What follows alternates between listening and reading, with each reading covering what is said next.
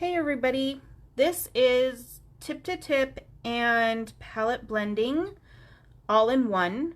I didn't separate this video out for two videos because these techniques are very similar. So I thought it would be easier to just put it all in one and not worry about it. So let's get started. I have my Nina Crest Solar White 80-pound paper, and I have a piece of acetate sitting here, and then I have YR04, E39, YG13, and G94. All these colors and all my items are usually in the description of the video. So what this is basically for tight spaces or places that you don't think you'll be able to get a good feather blend or flicking motion so that you can still blend darker, lighter colors. So I used very opposite colors because I wanted you to show you how it worked so you could really tell the difference. So you always use your light color to pick up the dark color. Now you can get the color off of here. This is tip to tip. Now the difference between tip to tip and palette, and you can go tip to tip just like that, it's not gonna wreck your marker. You can also pick up ink from inside your cap. It's not gonna wreck your marker at all, but the difference between doing it this way, see how it, now you can just kind of blend it out, and it's a little bit darker here where I picked it up. So I'm just picking it up, and it's a little bit darker at this end than it normally would be.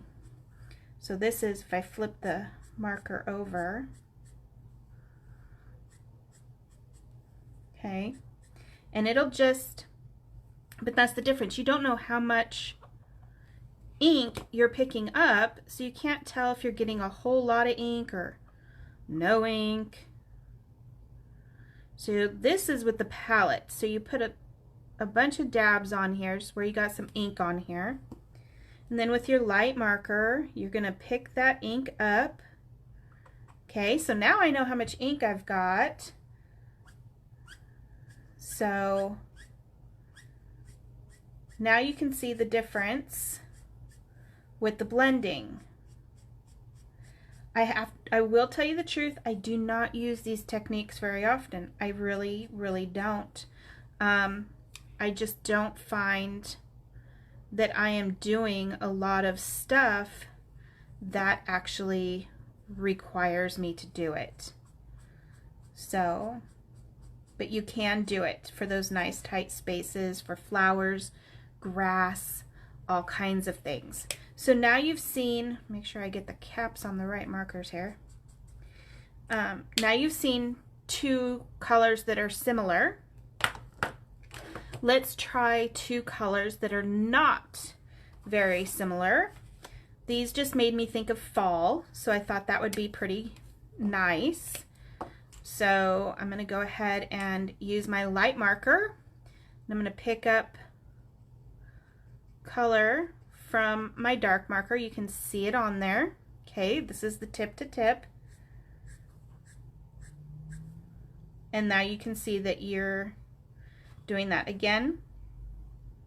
Excuse me. You can pick it up from the inside of the marker cap, or you can just pick it up like that. It's not going to wreck your marker. Don't worry, you're good.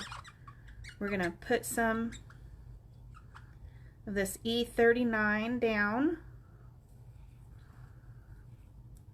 Pick that up.